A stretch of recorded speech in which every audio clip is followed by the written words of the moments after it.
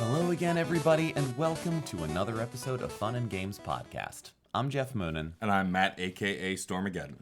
And continuing on from our topic last episode, we wanted to kind of flip the idea a bit. Last episode, we spoke about sort of the collective criticism of games and the collective opinions that are formed. This episode, I think we want to talk a bit about collective opinions formed before the game even comes out. Because nowadays, there is a lot of money and a lot of budget that goes into the advertising of games and that goes into building the hype up. And that can have a lot of consequences. And I mean consequences. Well, yeah, I think most importantly, I wanted to talk about specifically game trailers. You know, like movie trailers, you know, the game trailers can accomplish a lot of things. They can show you the action of the gameplay. They can show you the dynamics of the storyline. They can show you the graphical fidelity of the game itself. There are a lot of things that they can accomplish. And they can also affect your view of the game. I mean, let's take a look at Mighty Number 9 and how there was so much hype around that game just based on the trailers. Yeah. And it showed gameplay mechanics, but in snippets. But when people actually got their hands on it, they were unhappy with it. You know, or how, like, we're at a point now where I think, you know, CGI cutscenes or just advertisements that don't actually feature gameplay or in-game engine stuff can be a little lacking because we've kind of hit a peak, whereas back when the PlayStation was out and seeing those cutscenes of Final Fantasy VII, everyone was in amazement. We're like, I want more of that, because we'd never seen anything like that before. At that point, we were just impressed by anything with polygons. I've definitely gone back.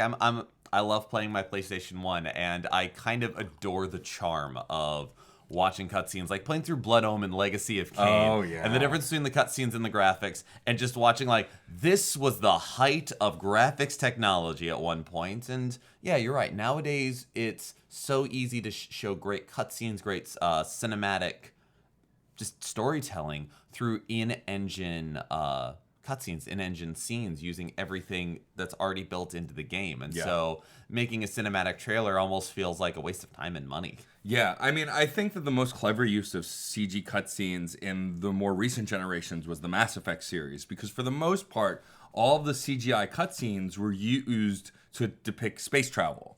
Everything that was dialogue or action sequences used the in-game engine. Right. But there were a couple of CGI cutscenes for, like, when you go off into hyperspace or their equivalent of hyperspace, or when you're landing or pulling into dock at the Citadel. And there wasn't a huge difference between that and the in-game engine, so, like, you were able to kind of take it in as if it were part of the whole, which I thought was really fascinating. And they didn't really show a lot of that during the trailers for that game, although I admit I got into Mass Effect through experiencing it through a friend and not actually the advertisements for it.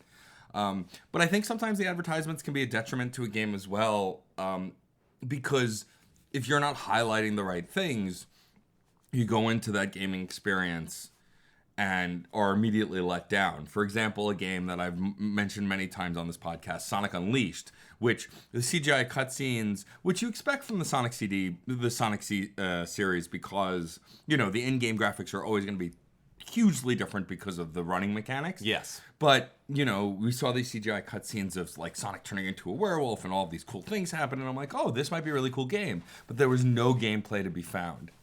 Yeah, and kind of at the end of the... at the end of the day, as far as trailers and hype materials, whatever else, it really is about the gameplay, which people want to see, but you also have deadlines and expectations. I mean, as we are recording this episode, E3 is going on. Like, the sort of the Mount Olympus of game trailers. Yes. And we'll probably talk about that in the next episode, as we did last year, as far as E3 goes, because it's a huge event. But yeah, essentially, E3 is designed on getting you hyped for games that are coming out. But I think, for the most part, a lot of E3 trailers these days have gameplay. You know, and there are gamers who are just in for the story, and that, you know, the gameplay-based games like your action platformers or whatever, they like as well. But essentially, for the more modern gaming, they want a good story, and that's fine.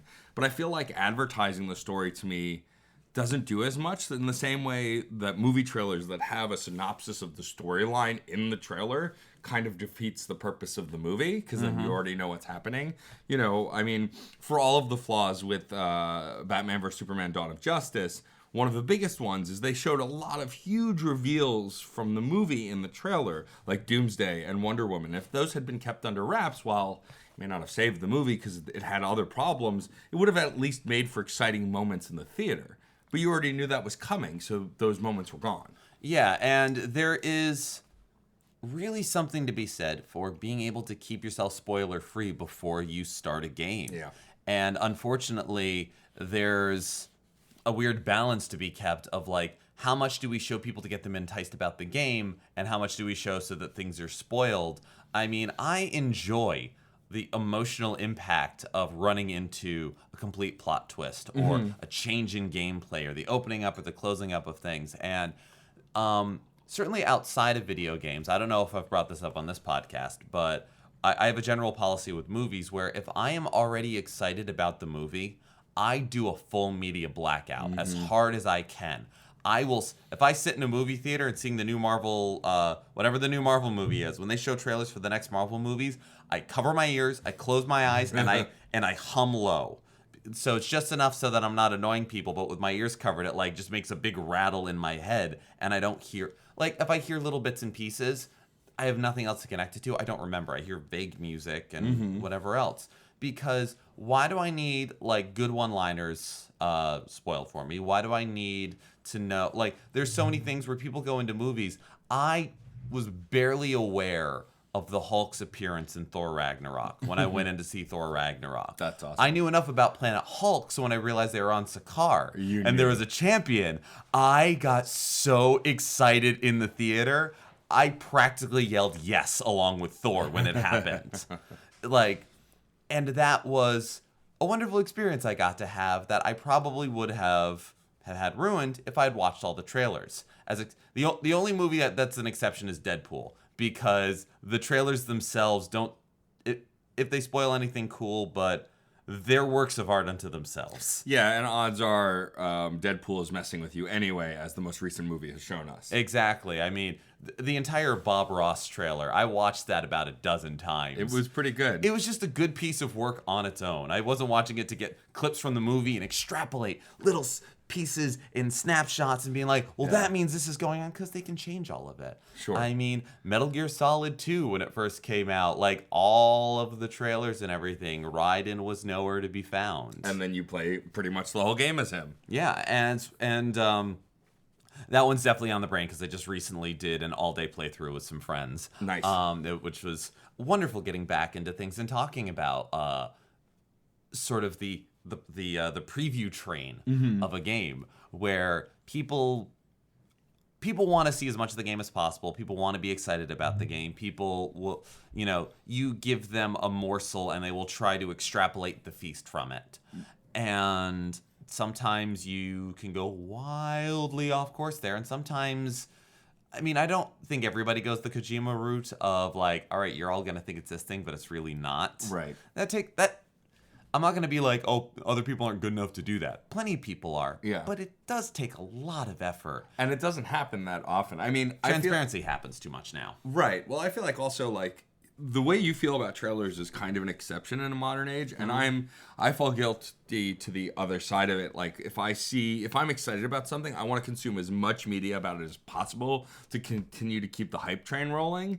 And probably I'd be better off if I didn't do that. But, there are rare moments where things pass me by and I don't notice them, and then I get excited after the fact on an accidental media blackout. Like we were offline talking about Bloodstained and the new 8-bit precursor to the full 3D Metroidvania that's coming out in probably later this year or 2019. Yeah, Curse of the Moon is the one that came out. Right. And so Curse of the Moon is this Castlevania-inspired Nintendo 8-bit, in the similar vein to Shovel Knight, modern retro game. Yeah. And I knew nothing about it other than it was being made by the original creator of Castlevania. And then I watched some Call Me Johnny cover it and talk about the game. And I actually got really excited about it because I knew nothing about it. And I love the old Castlevania games. And so that's a place where, because I had no experience with previews about it, that now I want to get this game immediately because I've heard such great things about it. And after the disappointment, as I said earlier, that Mighty Number 9 was, which was a similar situation, although you might say that we wouldn't have Mega Man 11 if not for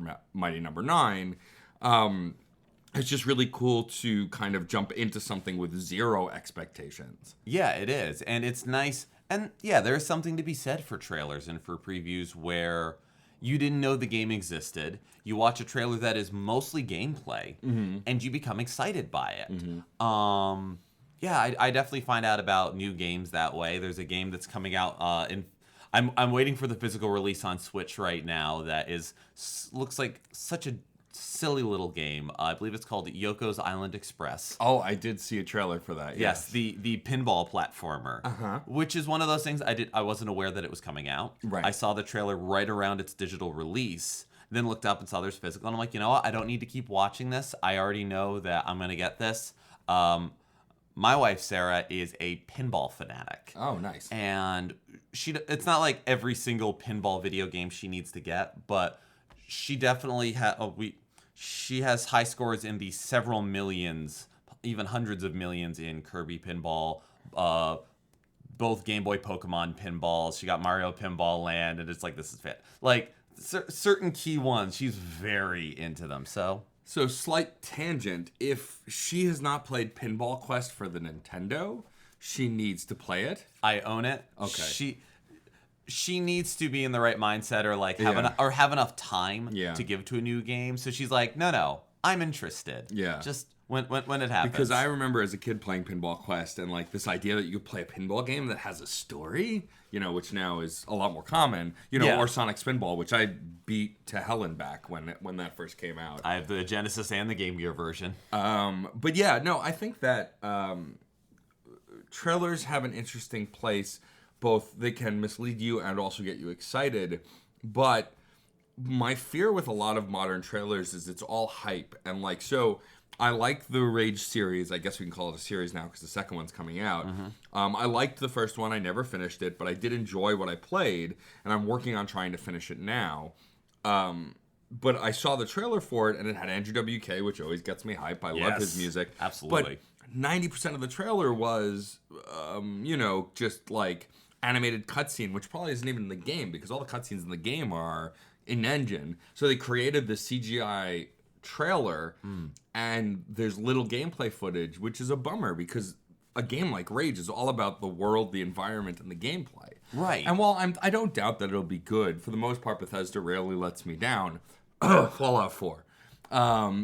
It's just one of those things that I wanted to see the gameplay because I want to see what new things they added to this world that I'm already interested in. Same with Fallout 76. 76. It was there what seemed like an engine stuff, but we didn't get really a lot of info, which was intentional, and I'm sure we'll find out more this week. But I just like all of the Fallout 4 trailers looked amazing, and then when I got my hands on the game, I cared about the story so little that when I started to struggle with the gameplay because I'm not an adept first-person shooter player, I lost interest. And that's something that, also the trailers, I feel like there's got to be this balance between story and gameplay, and we'll get into this in more detail another time, but yeah. I feel like I can't have all of one or the other. Now, if we're talking about a game like Donkey Kong Country Tropical Freeze, that's all gameplay. The story is almost meaningless. It's fun, but it's almost meaningless. So in that case, I'm expecting mostly refined gameplay. But in a modern game with an extended storyline and complex controls, I need both to kind of interlock in a way that not all games do. And I feel like trailers should be a better representation of that. But again, also, it's hard to know until you get your hands on the product. Yeah, and nowadays, not even nowadays, I mean, just for a long time, with games, you have trailers and you have demos. Yes. As games become more cinematic in scope and in nature, I think we are not getting rid of old ways, but also trying to ape another medium. So you do run into a lot of awkward kinds of trailers, awkward kinds of media ideas. I mean, certainly stuff like E3 in years past, it would be covered a bit in magazines, and it would be a lot more like demos and things that would get talked about because we couldn't stream all these presentations. Now we can, and so now we are all virtual attendees Yeah. of E3, and all we're getting is the trailers. We don't get to play the demos. So there's naturally a greater emphasis on the presentation therein. And so it's, again, you're not getting rid of something that no longer works, but you are adding on something else. And so you get this strange, you get kind of an awkward Hydra thing going on. Yes. in the classical sense. Yeah, I mean, the whole gaming medium can be a multi-headed beast in many ways, and I think that especially with E3 and these trailers, it's just, and even with demos though, I find that when I see there's a demo for a game, I tend to avoid it if I know it's a game I'm going to buy no matter what. Like, there was a demo for the new Kirby game for the Switch before it came out, and I knew I was buying it because I knew it was going to be like other Kirby games. I wasn't worried, and there's not ever been a Kirby game I didn't like. Yeah. But that said, I still downloaded the demo. I played a stage, and then I was like, I'm done. I don't need to experience this anymore. And I think it did give me a better understanding of what I was getting myself into, but I don't think I learned anything from that demo playthrough because it was exactly as I expected. Right. But then when you see games like Becoming Human, Detroit, where I think it's swapped.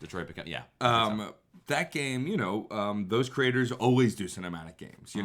Beyond Two Souls is a game where there's gameplay, but at the core of it, it's about the story. And I'm sure this new game will be no different. And so in that case, doing an in-game engine trailer that looks cinematic has a whole different weight because you're getting bits of the narrative like a movie because those games are designed to feel like a movie. And so then it's a different purpose for that kind of cinematic trailer. Yeah, no, I guess that is sort of the oddity of the whole thing. And I know also because the budgets for so many of these games become so high, and it is, you got to sell so many and like create so much revenue to manage this and recoup this, and the budget's even more overblown because of the advertising, so you need to super do that. Another aspect of things where I kind of like demos is because I don't think game companies of any stripe go by a successive game of how many people watch the trailers. Right. But an early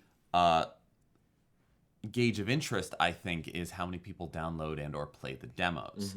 Like on the flip side of Kirby, a Switch game that I'm excited about is Square's Octopath Traveler. Yes, there's been a demo out for that for a long time. There was, and there is. And I downloaded it and played it, and I was like, all right, I don't need to watch anything else. I'm gonna be hyped for the next. If it takes 2 years, I will be hyped for 2 years. Yeah.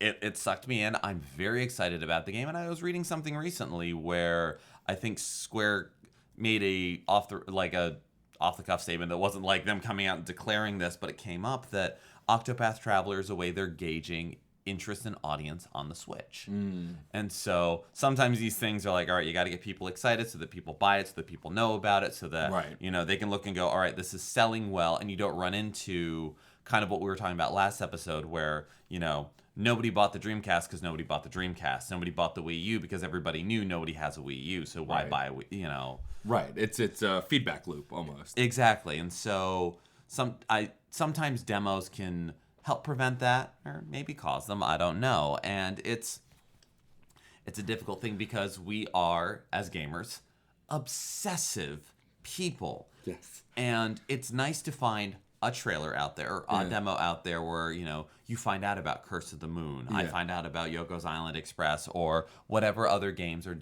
coming down the pipeline. But anytime you see a trailer, there is a lot of interest, a lot of time, a lot of business, a lot of clicks and views and likes and subscribes inherent in overblowing and overanalyzing every angle, every rewatch, every frame. And I personally do not gain much satisfaction or enjoyment out of this. Same.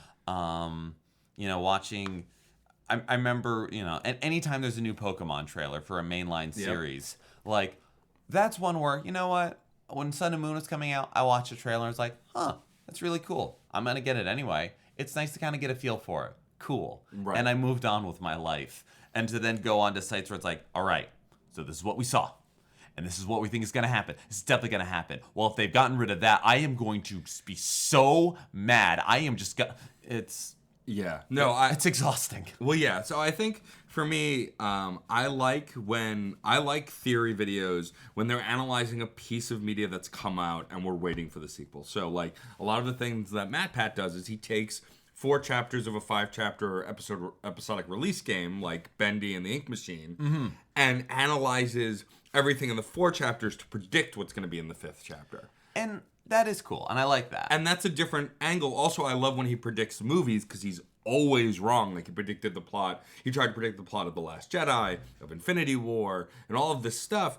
And so I like watching those videos to see if it comes true. And then when he's horribly wrong, it's just more entertaining. But he's always doing it and saying it's just a theory. Like he's not saying this is what's happening. He's not going that granular because he doesn't even take himself that seriously. He's not going full Pepe Sylvia on this. No. And so I don't mind that. But yeah, when people are like digging at every kernel of something, it's like with the Smash Brothers hype. Since the trailer, everyone's been overanalyzing the roster shadows that are in that trailer. And it's like, who cares? It's going to be fun. You're not going to buy it. Right. What are you going to do? Not buy it. Right, because that one character isn't in it. Like, it's just, let it be. And that's where advertising and media related things to video games can be overwhelming for me when people deep dive that granularly on very little information about a game that information doesn't matter. Like, let's be realistic. Anyone who likes Smash Brothers and played all of the other Smash Brothers games will buy the new one. Yeah. Regardless of what characters, regardless of what the single player is like, regardless of what you can unlock, you will buy that game. And so, like, Smash Brothers is a game where I don't need to see a trailer until there's, like, a character feature trailer. Like, what they did with the Wii U and 3DS version, the last version, is they did character profiles where, like, every month they would release info on a new character or an old returning character that was going to be in the game. That was fun. But I'm not going to watch trailers that are just cinematic because I don't care that much. I want to play that game. I don't want to watch that game. Yeah. And again, we're going to get it. We're going to play it. And we're probably going to enjoy it. Mm-hmm. We're going to enjoy it. Is it going to be the most enjoyable Smash Brothers?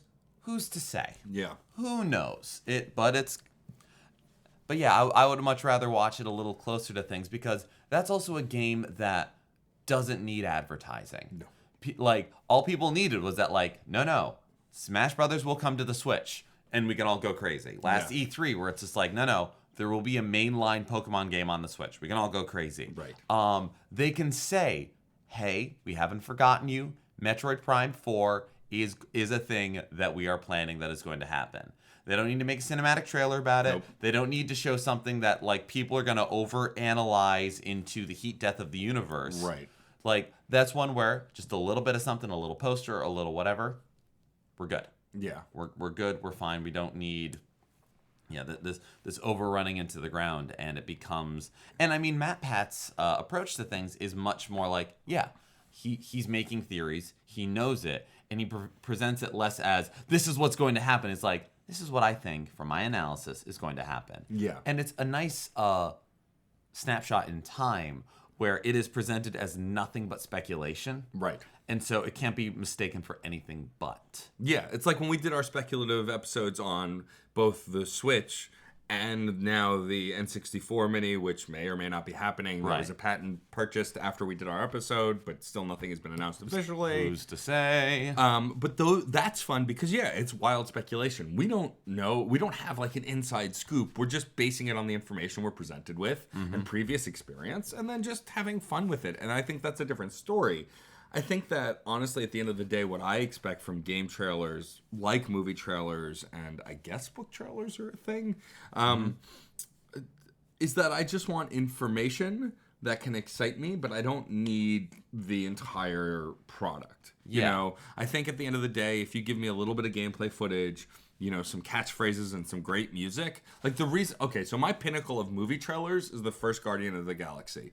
There was barely any plot in it. It was cool scenes and great music.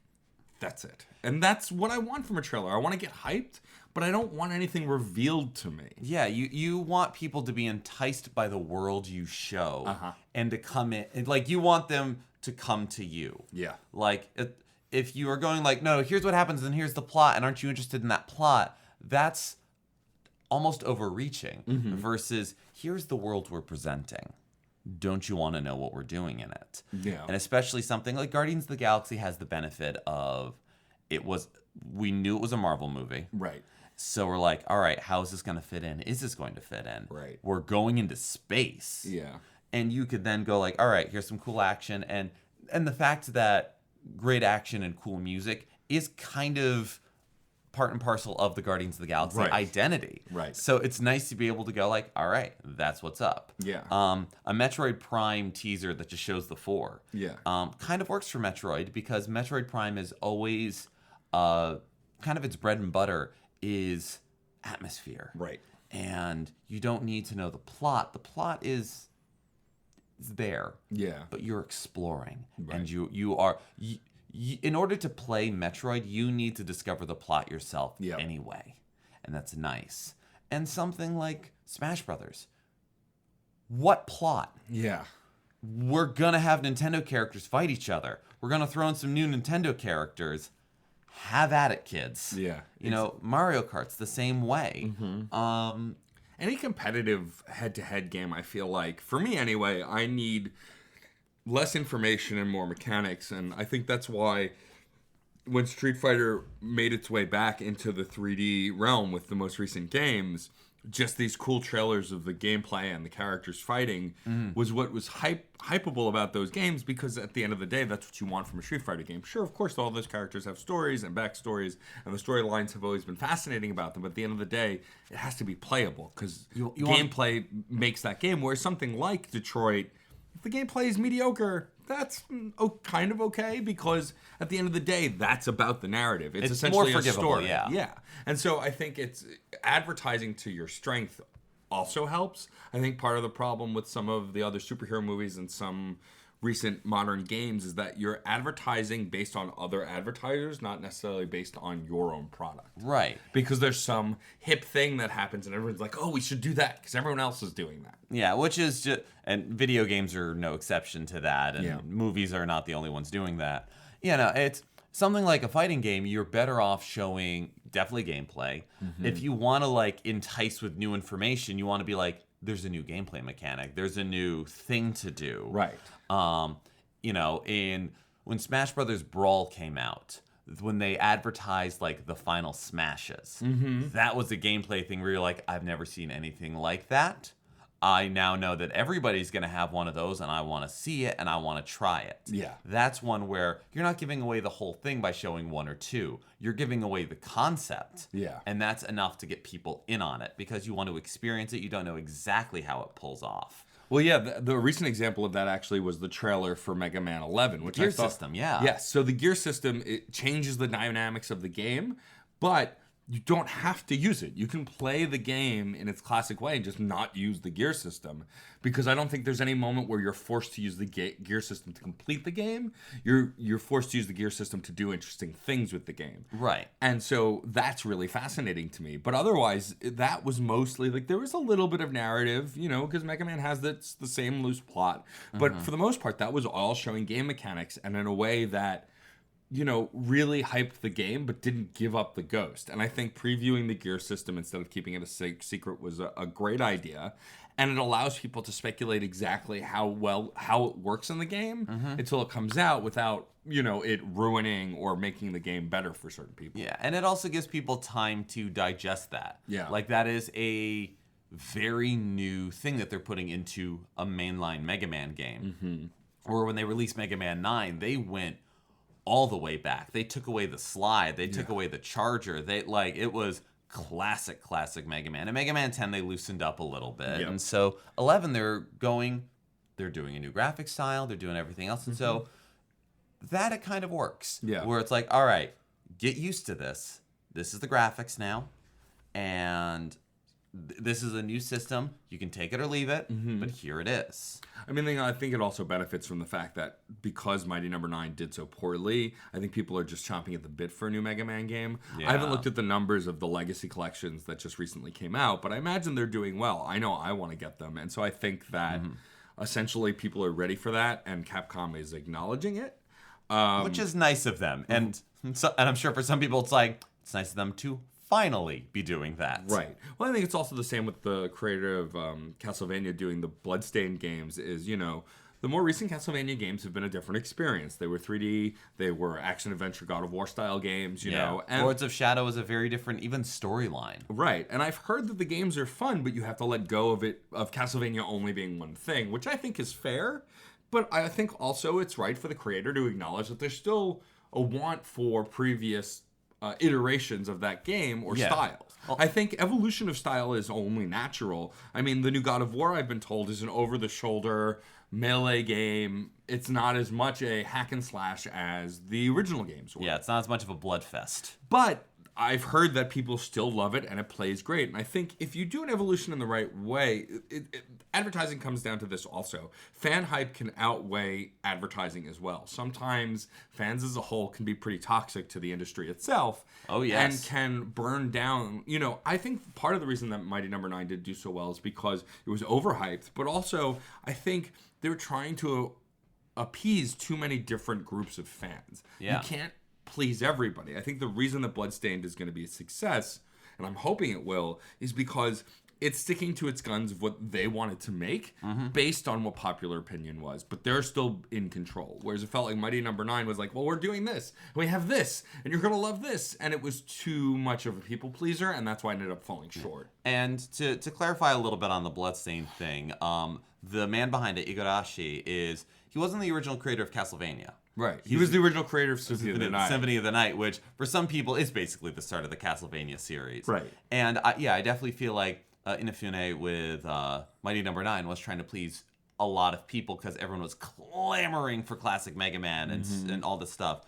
Whereas I feel Igarashi and his team, it's a bit more like, all right, we know how to make a Metroidvania game. We put the Vania in that. Yes. And so let's just make what we want to make now in that idea. Like, if we were to make one of those now, what can we do? Right. And that's why something like Shovel Knight or Curse of the Moon kind of works. Right. Because they do and they don't feel like NES games. Right. They nod to it. They play to the nostalgia of it, but they have all sorts of modern conveniences and modern evolutions that, we put up with certain inconveniences and time wastes and difficulties in NES games because we go, it was fair for its time, as it were. Right. Dangerous phrase if there ever was one. But nowadays it's like, okay, we want to nod to that, but keep going. So yeah, evolution is important and evolution can be great. And in all of this, everyone's still figuring out, we will always be figuring out just how much advertising is enough advertising. Right. And it's just the same as we were talking about with criticism last time and with everything else. And this is just that lifelong thing. It is up to us as fans to digest this at our pace. Yeah. We don't need to keep up with the hype train if we don't want to. Like, actually, I wanted to ask, has there been a time, Matt, where you have been excited about a game and like obsessively consumed all of the previews and everything else only to burn yourself out? Yeah, I would say the Assassin's Creed series, because of the rapid release rate, which I've talked about before.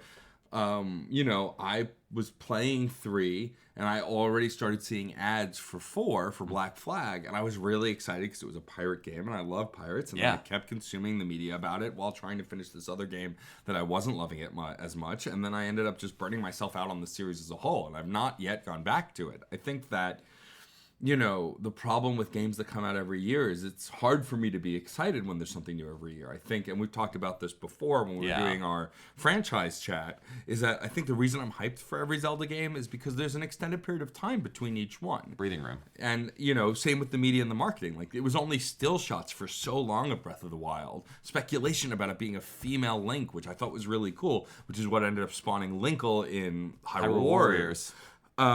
But then, then we got some video, and then we got some other stuff, and it was a slow release of media for those games. We've not had another trailer since the Smash Brothers teaser earlier this year, and I think that's been really great because it allows us to kind of sit with it. Assassin's Creed was just one of those games where by the time, before I could even finish the previous game, there was a media train for the new one, where it got to the point where with Origins, which was the last one that came out that was in Egypt, I didn't care at all. I'd been been sort of keeping up with the media of it up until then, even though I wasn't playing the games anymore, just to see what they were doing. But I didn't watch anything on Origins other than, what I came across by accident because I just didn't care anymore. That's fair. What about you? Has there been a similar situation for you? Yes, there has, and it's going to be an odd one. Marvel Ultimate Alliance. It's not that odd, but yeah. I'd love to hear how that happened with you. Well, because I love the X-Men Legends games. Sure. Both of them. I am a huge fan of local multiplayer dungeon crawls, which basically those games are. Right. Just with superheroes, so even better. Character customization, I love it. X-Men Legends 2 was kind of like the first one I loved, I enjoyed. The second one I fell hard. It was so good. I still go back and play it. It's just, I love that game so much. And it was just at that right time, at whatever age I was. And when Ultimate Alliance was coming out, I watched every character trailer. Like, they were doing a thing where they were revealing new Marvel characters in it because it wasn't just X-Men now, it was the whole Marvel universe. So you're like, I want to know who's going to be there. Is this one a PS3, Xbox 360 exclusive? Is this one going to be on the PSP? Is this one going to be like who and what and this and that? Oh my God, and everything else. And I just watched and watched and watched, and I didn't even get the game. And I just, by the time I finally sat down to play it, I didn't realize how burnt out I was on it. Yeah. If I'd gotten the game, I would have realized it. It reminded me of when Civil War came out, and they had a checklist for every tie-in issue to Marvel Civil War, and I bought all of them. All of them. That's every last one for, what was that, 7-8 months? Yeah, I was in college, and comics were still at that point $2.99. I know they're more expensive now, and I bought all of them and felt so accomplished. I read all of them, and so I had the whole story, the whole story. And then, like, not 2 or 3 months later, World War Hulk started coming out, and I saw that checklist. And for like 2 weeks, I bought all the issues, and then I just kind of practically just like threw them on the table and went, "What's the point? Right? Yeah. Why am I bothering?" And Ultimate Alliance was kind of my last gasp of really following every trailer I could, looking at everything I can. That was the last time I did it. I think the problem with a lot of that stuff is it's hard to know when you'll burn out. There's no hard rule for everybody. And I think with a lot of gaming media, for me, like, I want to get hyped for these things coming out. But, also it's when we're satiated. Like with Mario Odyssey, I wanted to watch every piece of media with it because I knew I was getting it. And I just was so curious about the game.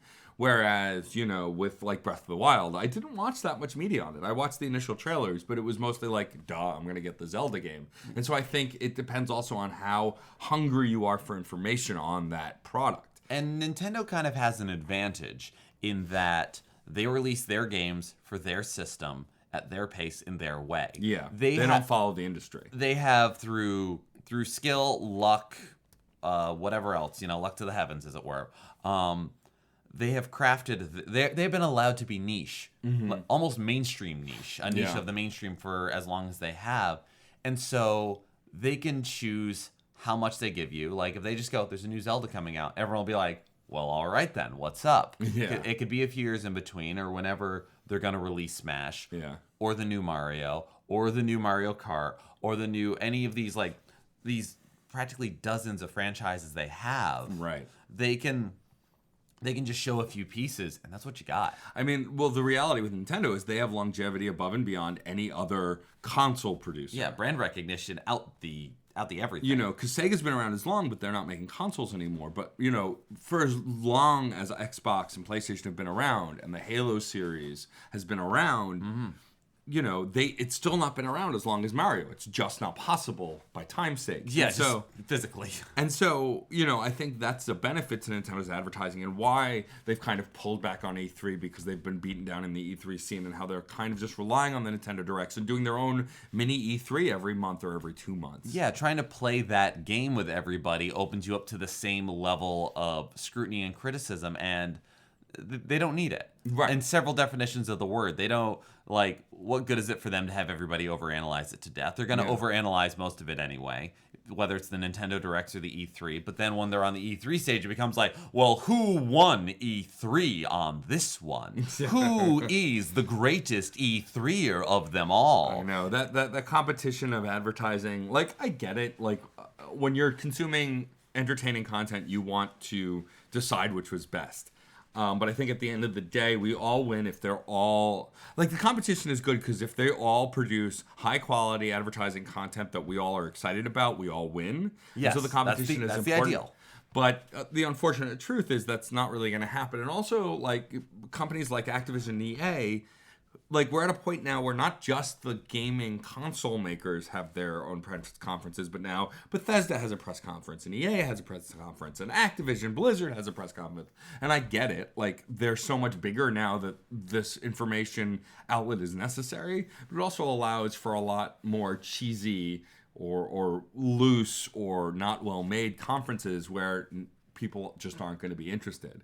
I mean, for me also, like, I'm less interested in an Activision conference because I'm not playing a lot of their titles these days. Now, the fact that they're partnered with Blizzard makes me a little more excited because there are things I want. Oh, yeah. But at the end of the day, I care a little less because, you know, I can only take in so much of that information at once. It's why I don't watch E3 live for the most part anymore. Sometimes I'll tune in to a couple of the conferences. For the most part, I watch our group on Facebook post the important ones, and then I catch up on everything else. Since the group we're in, we tend to have a similar mindset as far as gamers go, which has made it really great to be a part of that community. Agreed.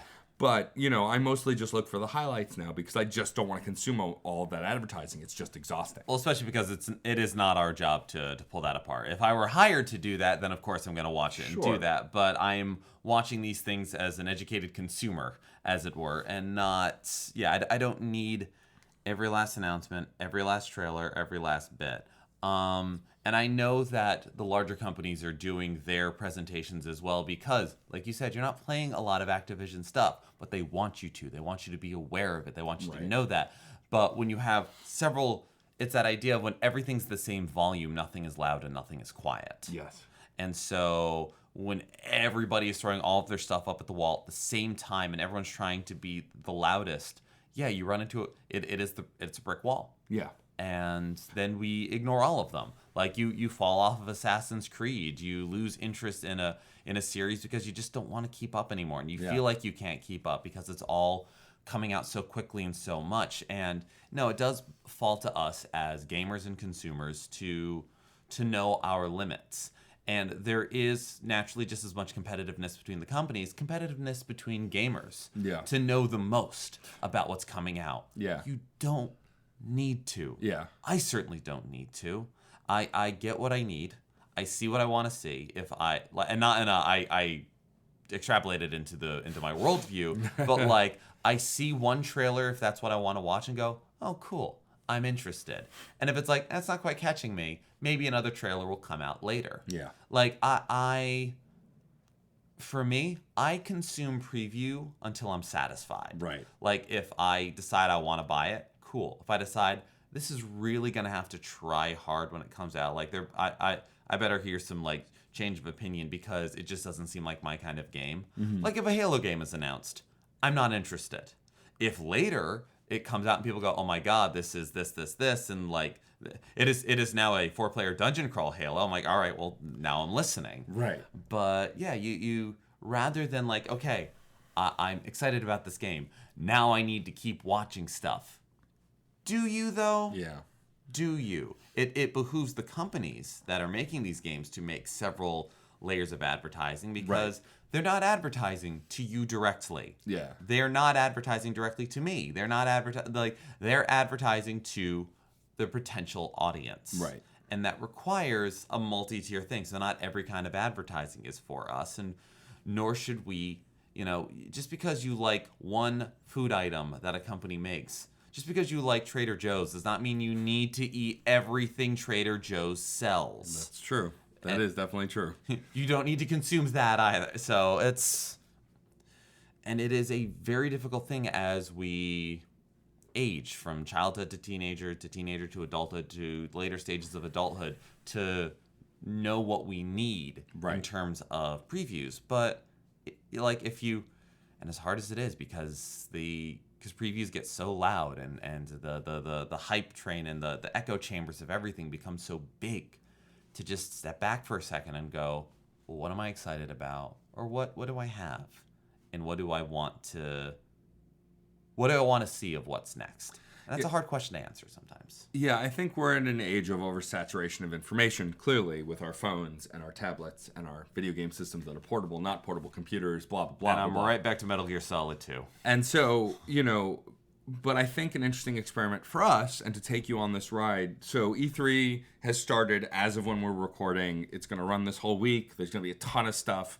I think a fun experiment to step away from the hype train and look at things from kind of an observational point of view is, on the next episode, Geoff and I will do our E3 coverage as we've done before. But I think at this point, we're going to consume everything after it's already come out. It'll be less about the hype and more about, did the advertising reach us? Did we feel burned out by a conference? Did we feel like a conference was structured poorly? I think taking a minorly analytical look at the advertising scape of gaming and what we liked about E3 now as a gamer, because it's become such an industry showcase, would be an interesting experiment. So we'll talk about that with our E3 wrap up about what we liked and what we didn't like, but we're also going to take a look at the conferences as well and what we liked about the advertising machine as a whole.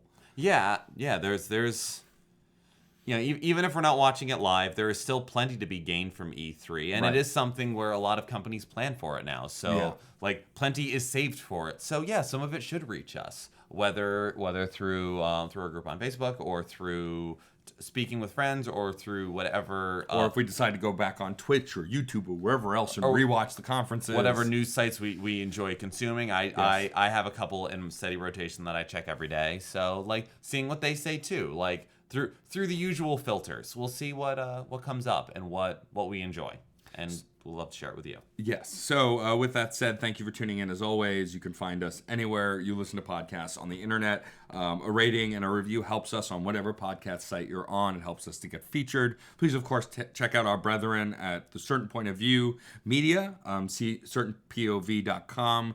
Me and Geoff were recently featured on the most recent episode of the Certain POV podcast, where they're shifting more towards a Star Wars focus and brought the entire crew of the website on to chat about the current state of Star Wars. Yeah, and how we came to it as fans, and much like how we're talking about today, a bit of like what has come out, how it affects us, and how we affect it. Thank you for being vocal on Twitter. I love interacting with you folks and, hearing your questions and comments. Please continue to do it. Again, if you have any suggestion for a topic for us to discuss or a specific game you want us to discuss because you think there's more to deep dive besides just reviewing a game, please let us know. We love to hear it. You can find us on Twitter, on Facebook, and on the Gmails or whatever email service you use at FunAndGamesPod. So I think that I'm excited to take a look at E3 from a more analytical perspective, because while we try not to be overly analytical on this podcast, I think looking at the market as a whole would be an interesting discussion. Oh yeah, no, we say we don't overanalyze things, and then I'm a Metal Gear Solid fanboy, so it just depends on the mood we're in. It depends on the mood, and everything. Context is everything. Yes, I agree. Thank you for tuning into our little world of context. Thank you so much for all the reviews that we've gotten thus far. Thank you for all of your interactions. I echo all of Matt's statements, so thank you so much for listening. I'm Geoff Moonen. And I'm Matt, a.k.a. Stormageddon. And happy gaming.